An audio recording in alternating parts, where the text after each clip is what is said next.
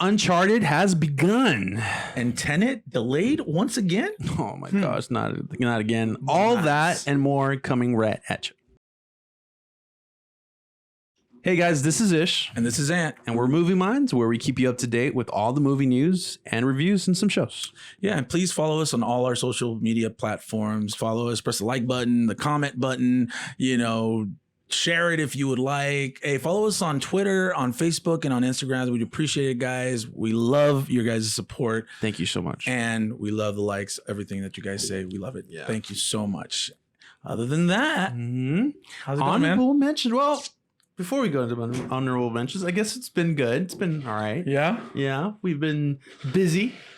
Yeah, man. I've been a little sick. I've been a little like fighting this thing because I had coronavirus, everyone. Yeah. And so I think some of the stuff that it side effects of it, after effects, I guess. The after effects of it are kind of getting to me a little bit. So that's why our show wasn't, on Monday.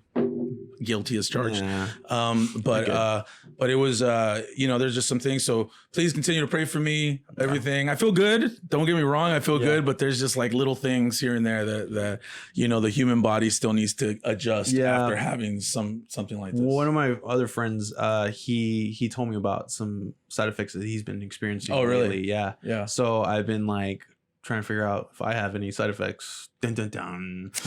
Anyway, so. But anyway, yeah, man. But it seems to be better, actually. What I was going through, it's actually now better. So cool, little by little, we'll see what happens. Movie minds shall prevail. Yeah. Okay, guys. Moving on to honorable mentions. We wanted to mention the people that passed away these last few days. Regrettably, we lost Naya Rivera, Glee star. You guys might remember her from Master of Disguise, a few other independent movies that she's done, but mostly from Glee. And so she passed away at 33 from drowning. Apparently, she was at the lake with her son. She managed to save her son, but not herself. Such a hero, such a great, commendable act of her.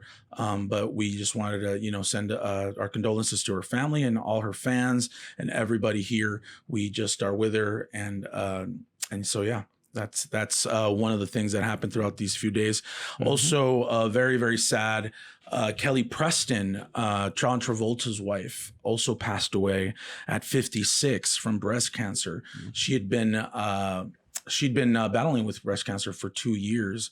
And so she finally lost the battle, unfortunately. And so Kelly Preston, you may know her from films as Twins, Mischief. But the film that I loved her in a lot was Jerry Maguire. Yeah. She was brutal in that movie. Also, very beautiful woman. Also, very, very great person, from my understanding, with a lot of people that just were around her. So, yeah, man, that's what happened. Sorry to hear that, too, for John Travolta, because he has a lot of loss in his past too, his right? Kid, his son, and then also his first wife too, before Kelly Preston, also I believe passed away. I'm not sure of what, but anyway, guys, we send our condolences to all the families here at Movie Minds. But other than that, we'll get on to let's do hot tops. Guys.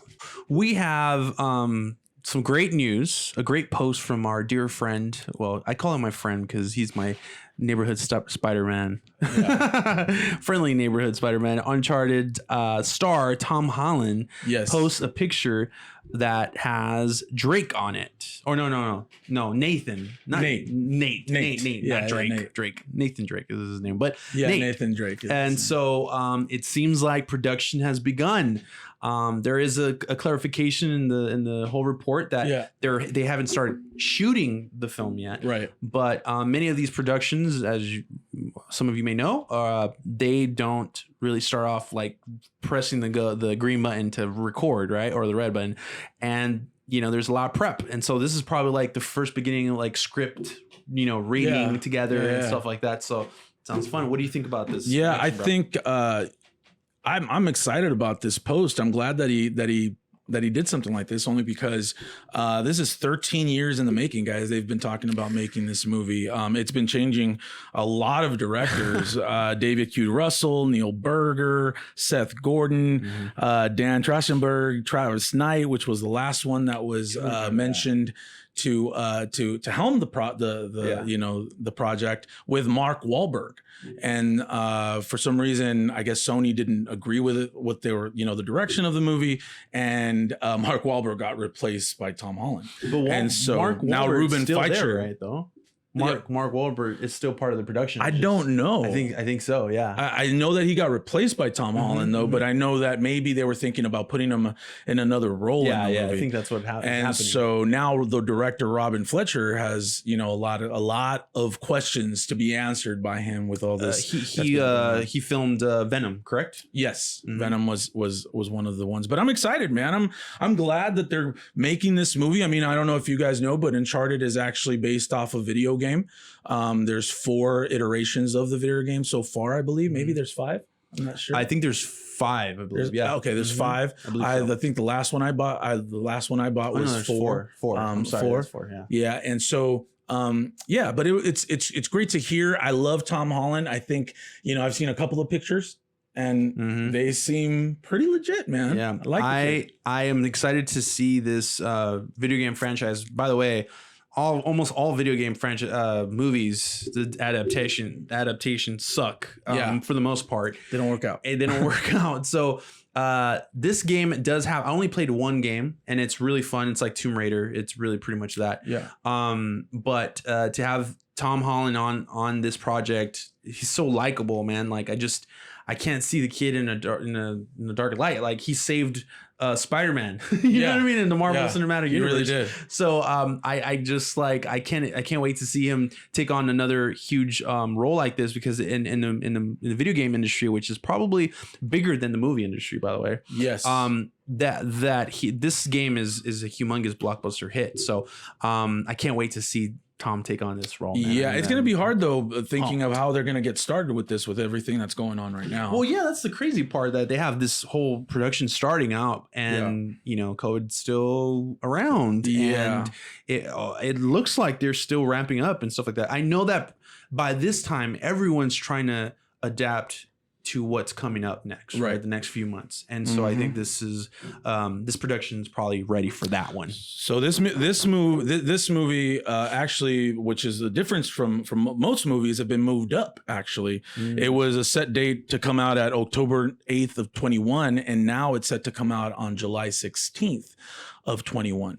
So you don't really hear a lot of films doing that right now, but because we have a lot of time, they have a lot of time, I guess they felt it was appropriate. But anyway, I hope everything goes great and it comes out in the time it's supposed to, It shall. Hallelujah. Let's believe. All right, guys, on to the next hot topic. Yes. Anyway, so great segue to talk about what's going on with Tenet. Tenet, director Christopher Nolan, and then we have Denzel's son in it, Robert Pattinson. Everybody's coming out in it. It's a very, very, very popular movie that everybody wants to watch. And if it hadn't been for this COVID, we would have been watching it this weekend. And so, is that really true? Yeah. Oh my and gosh. So the fact that we're not, it gets everybody sad. However, because of the new surge of COVID-19, it still hasn't been pushed back. Okay. I want to make sure you guys know that. Right. Yeah. But it looks like it's going to be. And so at first this movie was going to come out on July 17th. Then it moved to July 31st. And then it moved again to August 12th, which now we don't know whether it's going to change from August 12th, but we suspect it will. What do you think about this, man? And everything that's going on right now with It's just horrible news, man. Like Tenet is like really the most anticipated film of this year for me, and it's a bummer because it's so close. Like I could feel it. I've seen trailers and events on Fortnite and all this other stuff, and it's so close. I could just feel it. I could feel the mind-blowingness happening by Christopher Nolan.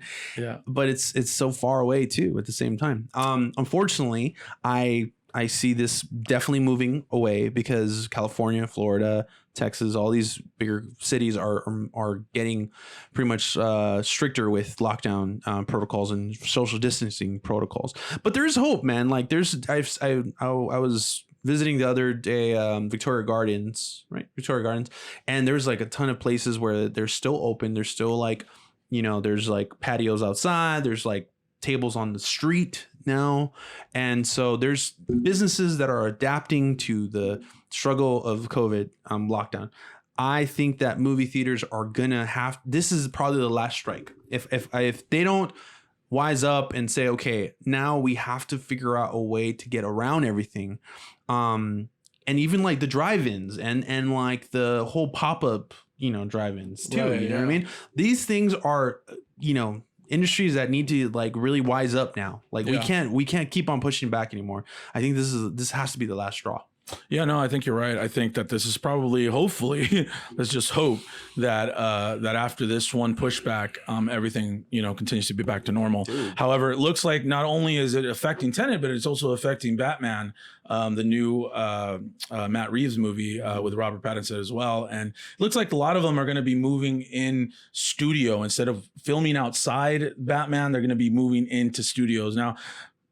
I don't know how much that affects the movies. I know that Tim Burton, when he did his Batman, a lot of it was in studio instead of being outside. But I know that Christopher Nolan's, Matt Reeves' Batman and what we've been seeing so far, they film a lot of their movie outside and the outdoors, and so that's getting affected. You know what they have to do is they have to get the Mandalorian screens. Have you seen those? The big one. The big one. You haven't seen it yet? No, I don't think so. Documentary? Oh my gosh, it's so freaking amazing. And they have like high resolution screen that are photorealistic. And like that's the backdrop. As a matter of fact, most of the Mandalorian is filmed. Oh, yes, I did have seen that. Yeah, now that you mentioned Mandalorian, Yeah, so dude, they just have to take that technology from ILM and just like go for it. But yeah, and so also AMC is going through something there because governor here in California, they closed everything up again, and so AMC is looking like they're going to be going out of business for sure. However, they were able to cap a deal somehow, and they're still like maintaining afloat, but we'll see for how long. But yeah, man, this COVID-19 thing is not going anywhere anytime soon. So stay safe, guys. Everything, it's affecting everyone, us, the movie industry, everywhere. So just stay safe. Sure and so, man. Sure is. But we'll see what happens. Yep. All right, guys. Anyways, as we are locked down, we will continue on with Stream and Chill. Streaming and chilling. Yes. We are going to give you our picks of the week so that you don't have to go ahead and waste your time on something that is a waste of your time. Yeah, man. We try to give you guys the most, what we think is good and what we think it's not good. Yeah. So this way you guys don't waste your time. So here we go. What's your pick? All right, guys. So my only pick this week is Eurovision. This is Will Ferrell is back at it, guys. Will Ferrell's movie on Netflix is some of the most fun I've had with him in a while. So let's just put out the premise out there. He's I forgot what I think he's like from. He's not. Is it Iceland? I don't remember if it was Iceland, but it's somewhere around there. It's like with Rachel McAdams, right? Too. Yeah, with yes, Rachel McAdams is part of that too. So they're part of a small town, and they're a band, and they have to their dream is to compete in the Eurovision, which is like a battle of the bands type of deal in Europe, and he just like is obsessed with this whole idea that he's gonna make it. And so it's a story about how they go through a process of getting to your Eurovision. Imagine if it's not about that, and of course it's about that, but it would be something comedic. I don't know. Anyway, but the whole storyline is great. There's a love interest there between Will Ferrell and Rachel McAdams. That is actually kind of believable, honestly. Like I thought they were brother and sister. You know what? And I thought so too. I really did until there was like a scene that I was like, oh, okay, that makes perfect sense. And so there's a little bit of like love in that. I didn't see it all. I saw the beginning, and I think my wife saw. I really had a great time with this, guys. I loved. There's some moments where I was like, oh, is that a classic Will Ferrell moment that could like actually keep up with this other stuff? I think so. I think there was a few things. I don't want to like mention them right now, but dude, there's some great moments. I want to say is that the soundtrack for this thing is great. I love the soundtrack on this. Great songs, original songs, of course. And you have Demi Lovato. What's her name? Lovato. Lovato. Yeah. She's part of it. She's like one of the competitors, and her role is great. Like it's one of the funniest parts of the whole film, and for me, her resolution is great.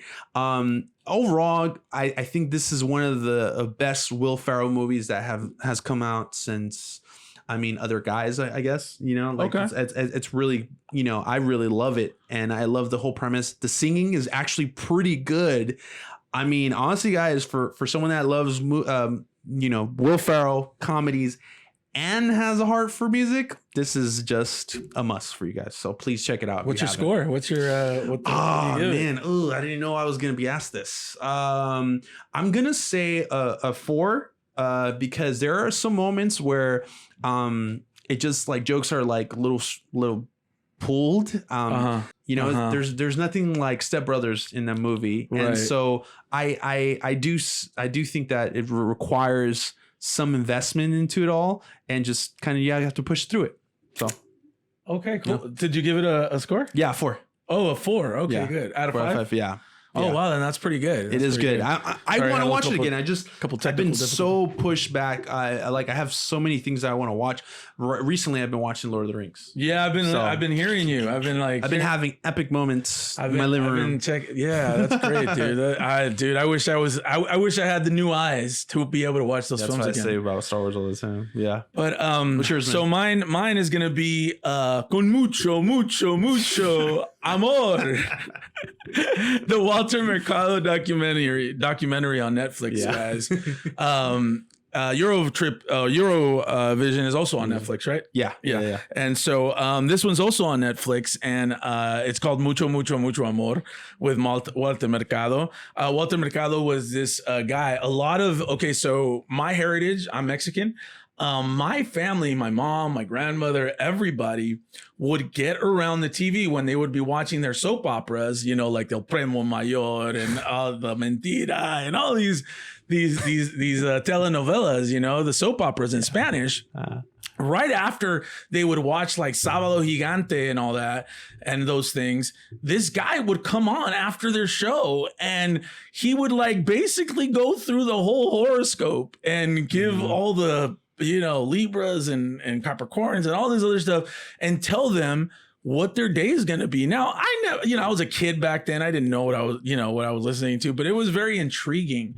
And the guy, one thing that I would always say about this guy is that he would always show love. Like everything was always about love. And, hey, your day is going to go like this and you have to think like this. And so this movie basically, this documentary really kind of takes you along, that ride and kind of giving you an explanation as to why so many people loved him. He was on the Howard Stern show.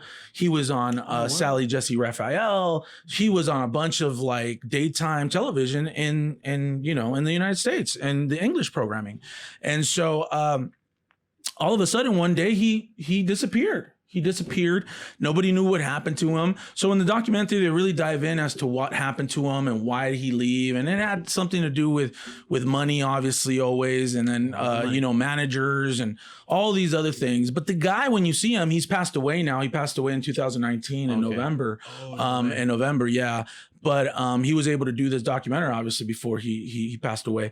It really takes you on a ride as far as what kind of person he is and what his really true beliefs are, and kind of gives you a little bit of insight as to why he was so flamboyant in a way. Because a lot of people would be like, "Is he a man? Is he a woman?" He was a man. But he was very, very. There was a lot of feminine characteristics about the way that he would talk, the way that he would move, the way that he would dress, and the way that he would just, treat people. And so the documentary is really good. I really enjoyed it. I know Lin Miranda comes out in it with him, and he gets to meet him. And Lin Miranda's like, "Oh my God, you grew up with him." Yeah, like starstruck when you see him interact with him. And so the guy is a beautiful person. If you go by the documentary in itself and just looking at his life and the way that he portrays himself on camera, he is just a beautiful person and great person. Yeah, a little awkward, a little, weird in the way that he lives and the way that he, basically just treats people, I guess, in a way. And the people that surround him are also very unique individuals as well. And so anyway, check it out, guys. It's Mucho, Mucho Amor, Walter Mercado on Netflix. And I'm going to go ahead and give this, it's a good B. I'm just going to give it a B. You know, it was good. And it's not the greatest of documentaries, but the guy did pretty well for himself. I know he died still being worth about $10 million. So, not too bad. I mean, yeah, he has a big old following for sure. But don't forget, guys, to like and subscribe and follow, please, on our social media. Guys, we really, really respect and love you guys. Leave us a comment. Yes, please do that. And don't forget to stay movie-minded. Stay movie-minded.